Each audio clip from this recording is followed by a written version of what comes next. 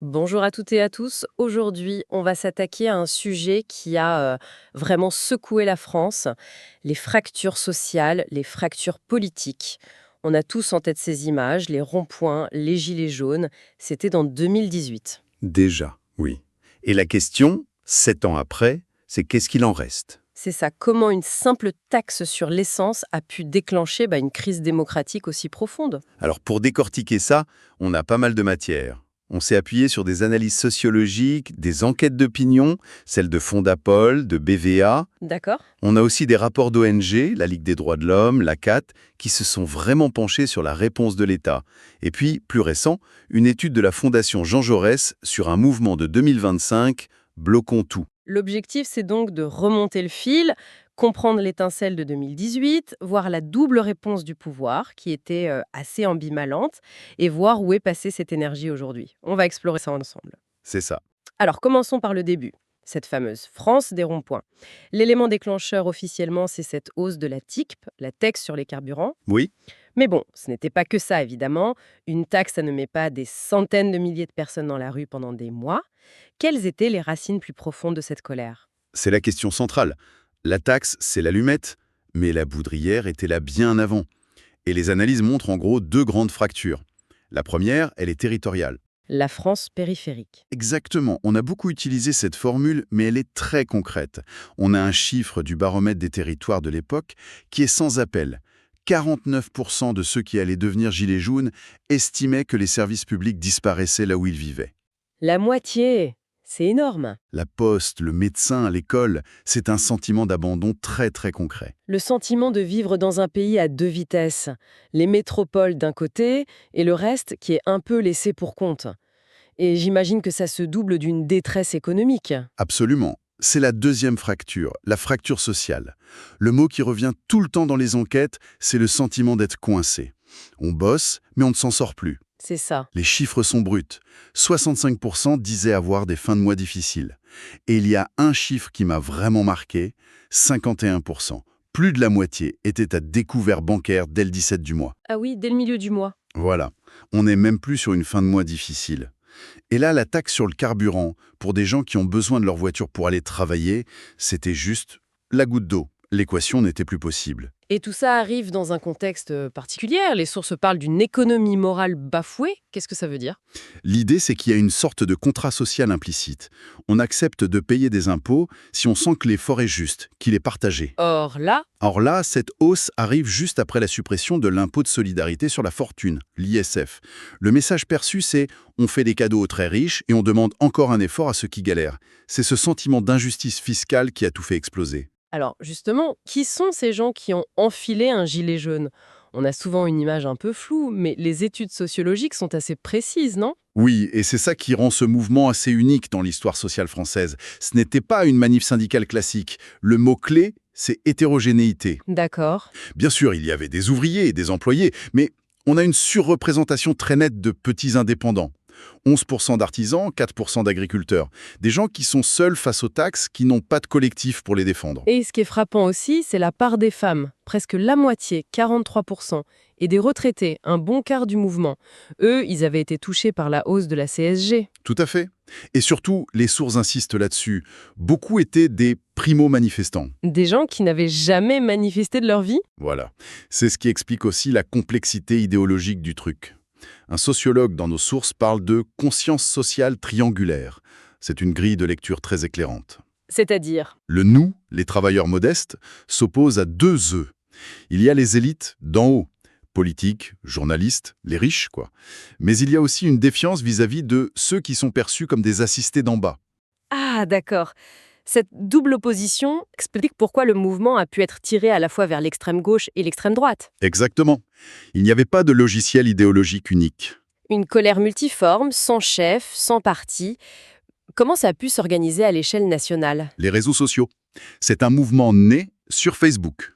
Totalement horizontal. On se souvient de la vidéo de Jacqueline Moureau. Oui, ce coup de gueule dans sa voiture. 6 millions de vues. C'est viral. Puis un chauffeur routier, Éric Drouet, lance un appel au blocage national le 17 novembre. Et là, on passe du clic à l'occupation physique du territoire. Le rond-point devient le nouveau lieu du politique. Et cette mobilisation prend une ampleur et une violence qui surprennent tout le monde. On se souvient des actes du samedi, l'acte 3, l'Arc de Triomphe, Les images ont fait le tour du monde. l'acte 18, le Fouquet's en feu. Face à ça, l'État est obligé de réagir, et il va le faire sur 2 fronts. D'un côté, la répression, de l'autre, la consultation. C'est vraiment ça. Le premier front, c'est le maintien de l'ordre. Et là, une technique a beaucoup fait parler, la NAS. L'encerclement. C'est ça, on cerclait les manifestants. Ce qui est intéressant, c'est son évolution juridique. Au début, il n'y avait aucun cadre légal. C'était une pratique de terrain. Et ensuite, Face à la polémique, elle a été intégrée dans le schéma national du maintien de l'ordre. donc, on l'a légalisé en quelque sorte. Oui, mais la justice a mis son grain de sel. En 2021, le Conseil d'État a dit stop, ou en tout cas a posé des conditions très strictes. La NAS n'est légale que si elle est nécessaire, proportionnée, et surtout s'il y a toujours un point de sortie. Ce qui n'était pas toujours le cas. Non. La LDH, la Ligue des droits de l'homme, parle d'un dispositif d'étoussement de la contestation. Et le coût humain de cette stratégie a été terrible. Quand on lit le rapport de l'ACAD France, une autre de nos sources, les chiffres sont glaçants. C'est une lecture très très dure. Le bilan est effroyable. La CAD dénombre 8 personnes avec la main arrachée par des grenades GLIF-4. Des grenades qui ont été interdites depuis. Éborgné par des grenades de désencerclement, et puis il y a le LBD, le lanceur de balles de défense. L'arme symbole de cette période. Le bilan est encore plus lourd. 48 personnes qui ont perdu un œil ou son usage et 2 décès liés à ces tirs. C'est un bilan de quasi-guerre civile. Face à cette escalade, le pouvoir a dû ouvrir son deuxième front, la parole, le fameux grand débat national. Une opération politique et de communication sans précédent. L'ampleur était pharaonique. Plus de 10 000 réunions locales, presque 2 millions de contributions en ligne. Et les cahiers de doléances. 16 337 cahiers ouverts dans les mairies. On a ressorti une pratique de 1789 pour tenter de calmer le jeu. Et c'est là que ça devient fascinant. L'État lance cette opération massive, mais qui y a participé? Les sources, comme l'étude du Cevipof, montrent un décalage énorme.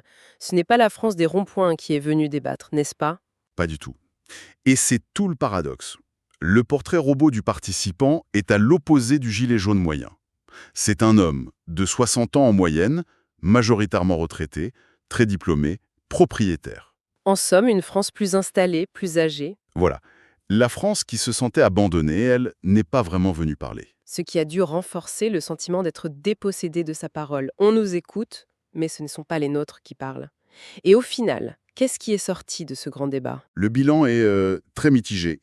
Il y a eu des mesures concrètes qui ont coûté près de 17 milliards d'euros, une baisse de l'impôt sur le revenu, la réindexation des petites retraites, des gestes sur le pouvoir d'achat, Mais sur le fond, sur les demandes de changement démocratique. rien.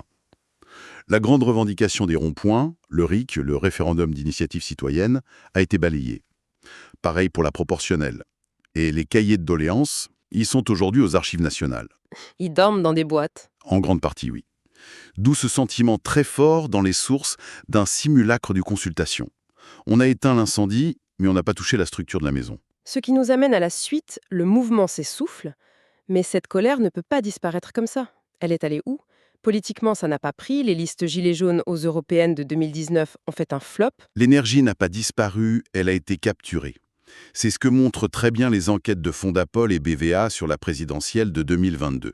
Ah oui, Le paysage politique a été redessiné. Fondapol parle de droitisation protestataire.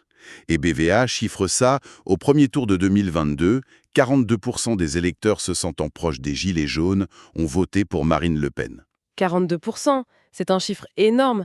Elle a donc réussi à capter l'essentiel de cette colère. Elle a réussi à s'imposer sur le pouvoir d'achat, à parler à ces classes populaires et moyennes déclassées. De l'autre côté, Jean-Luc Mélenchon a séduit une partie de cet électorat, surtout les plus jeunes. D'accord. Quant au vote pour Emmanuel Macron, l'enquête BVA montre que c'était plus un vote de raison. Sa stature présidentielle, avec la guerre en Ukraine, a rassuré une partie de l'électorat, mais pas par adhésion à son projet. La colère a donc été aspirée par les partis installés. Mais l'esprit du mouvement, ses méthodes, est-ce que ça a survécu en dehors des urnes? Oui, et c'est ce qu'on appelle la gilet jaunisation des luttes sociales. On l'a vu sur le mouvement anti-pass sanitaire ou contre la réforme des retraites. C'est-à-dire? On a repris les codes, les manifs le samedi, les actions surprises, une organisation très forte via les réseaux sociaux, Telegram, WhatsApp, en marge des syndicats traditionnels. L'héritage, il est aussi là, dans les modes d'action. Ce qui nous amène à la période la plus récente, couverte par nos sources, ce mouvement Bloquons tout de septembre 2025, analysé par la Fondation Jean Jaurès. Il est présenté comme un héritier, mais il semble aussi très différent. C'est un cas d'école. Il hérite de la radicalité, mais tout le reste est différent. D'abord, le profil politique. C'est le jour et la nuit avec les Gilets jaunes.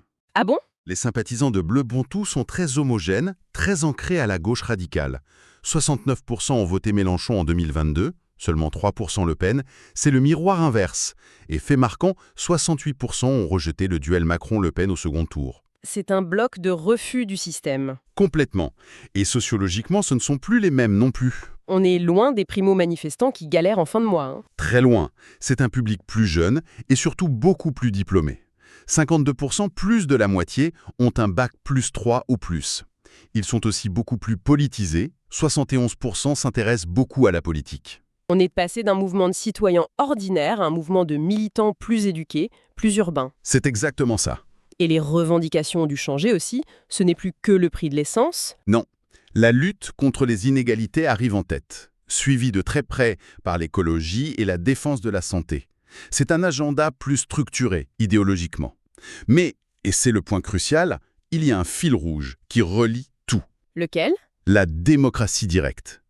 82% des sympathisants de Bloquons tout veulent un système de démocratie directe. Cette idée du RIC, née sur les ronds-points, elle est devenue centrale. C'est la preuve que la critique du système représentatif est la lame de fond qui traverse tout. C'est l'héritage le plus durable. Donc, si on fait le bilan, on part d'une colère sociale immense, presque une jacquerie moderne, née de l'injustice fiscale et territoriale. Oui, Elle a secoué le pouvoir, qui a répondu par la force, puis par un dialogue un peu manqué, et cette colère s'est transformée, d'abord absorbée par le jeu politique, puis elle a infusé de nouvelles formes de contestation, plus structurées. c'est une excellente synthèse. La grande conclusion, c'est que les fractures de 2018 ne sont pas refermées.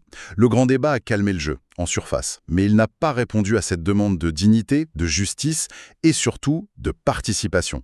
Les ronds-points sont vides. Ils sont vides, c'est vrai, mais l'aspiration à une démocratie plus directe, plus réelle est sans doute plus forte que jamais. Ce qui nous laisse avec une dernière question pour la route. On voit bien cette trajectoire.